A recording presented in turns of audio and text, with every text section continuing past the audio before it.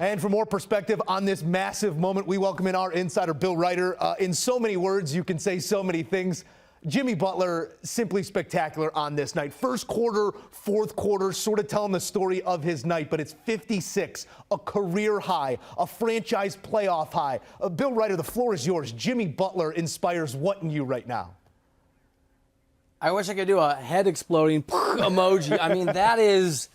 Look, I don't want to fall into hyperbole too much. We already know it's the most impressive performance, at least from a scoring perspective, and I think any perspective in Miami Heat postseason history. Guys like LeBron James, Dwayne Wade, Shaquille O'Neal, Chris Bosh, others play for that organization. It is one of the greatest performances I've seen, Joe, in the NBA. I've been covering this sport for a long time. It's not just the ridiculous number in terms of how many points he put on the board. It's the fact this was a Heat offense for the entirety of the year that was anemic. It was awful. It's the reason that they're an 8 seed. It's the reason they barely made the postseason. And Jimmy Butler against a desperate former championship team that has a multi-time MVP and is one of the better defensive teams in the NBA against this Bucks team that knew they needed to win. Jimmy Butler single-handedly took the Heat from disastrous offensive team to spectacular offensive team. It's been true really this whole postseason. That is a one-man wrecking ball to a great Milwaukee Bucks team. Hats off to Jimmy Buckets. A little bit more situation here. Historically, it is Butler's career high in points in any game. It's also tied for the fourth most points in NBA history in a postseason game. I welcome the hyperbole, Bill Reiter. And it's always, anytime Jimmy Butler does something like this, or anytime Jimmy Butler, frankly, does anything, it's always worth looking at his story arc. I mean, the guy averaged 2.5 points per game his rookie season. This was not a bona fide star from the jump. To see Jimmy Butler doing this in this moment and putting his team up 3-1 against what's supposed to be the best player in the league, I mean, what more can you say about Butler? Right, multiple teams. You know, I do think it speaks to the fact that no matter how talented of an artist you are, and this guy is a basketball artist, you're not going to be able to craft your opus if you're not in the right place to bring out your talent. Didn't work for Jimmy Butler at the level he wanted in Minnesota or Chicago or Philly, but it works in Miami. This is a bring your lunch pail to work. Attitude's fine as long as you work your absolute tail off. Defense matters. Let's go out there and let's beat these guys with chips on our shoulder. So I think a big part of the story here, you're right, is Jimmy Butler's journey from a nobody, in relative NBA terms, to one of the best playoff performances we've ever seen, in part because he's at an organization that plays into everything he is about. Some guys, and look, Jimmy Butler's a star, Joe, but it's not a secret that he can be difficult, like a lot of talent. Or maybe the right thing to say, there's a perception that he can be difficult, but not in this locker room, not with this team.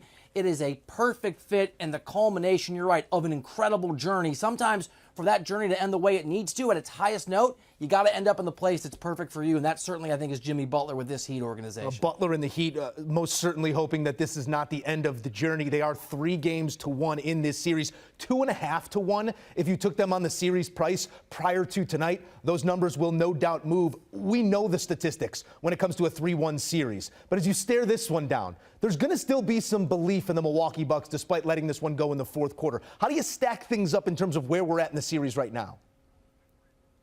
It's so interesting. To me, it's the mirror image of what the conversation we had when the series started, where it was clearly the Bucks were probably going to win, but don't count the Heat out. Now it's clearly the Heat are the favorites. They're probably statistically going to win.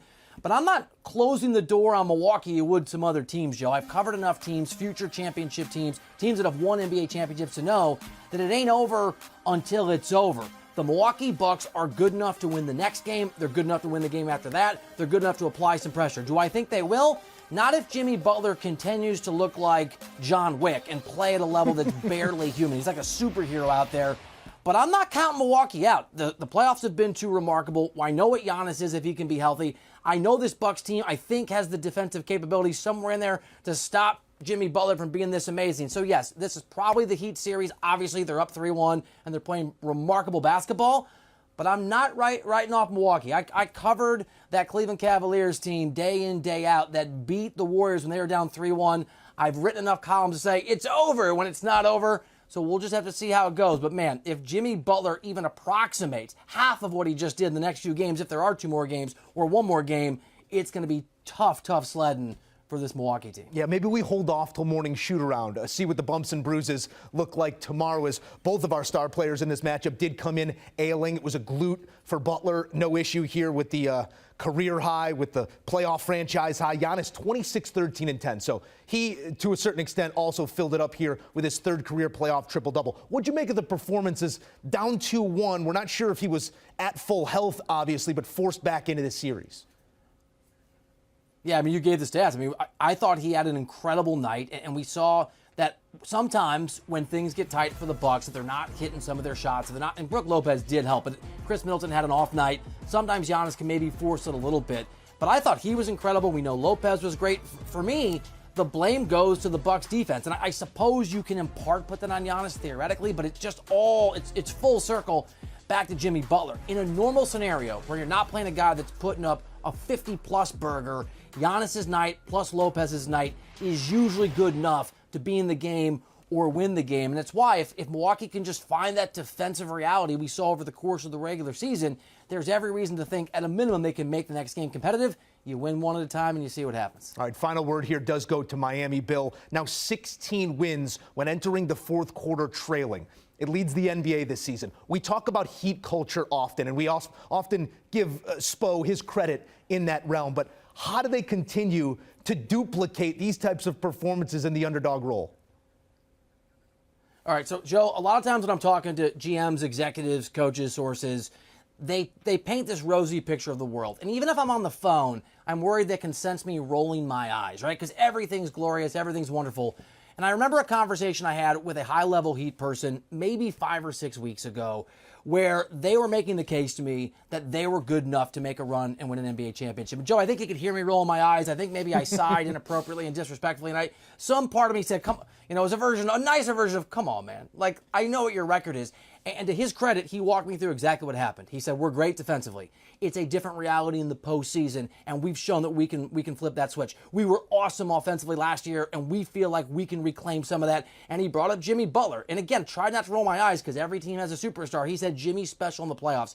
I think that's the Heat culture. That's what we're seeing. Belief is such a huge part of success in the NBA, and the Heat, whether they should or they shouldn't, and they certainly should right now, absolutely believe, even when they're a 9 or a 10 seed in the standings in the regular season, that they're good enough and they're destined to potentially be great in the playoffs because that's what they think they're made for. And on this night, I apologize to that source. He was right. Never going to roll my eyes or sigh again. The Heat way is a real thing, even if sometimes in the regular season it's easy for a reporter like me to kind of lose track of what they're telling me is actually real and not just a bunch of positive spin. Sometimes we all lose track nights like this. Performances like the one out of Jimmy Butler make you pop out the earpiece and become a fan once again. It was a blast here, Bill Reiter. The night belongs to Jimmy Buckets.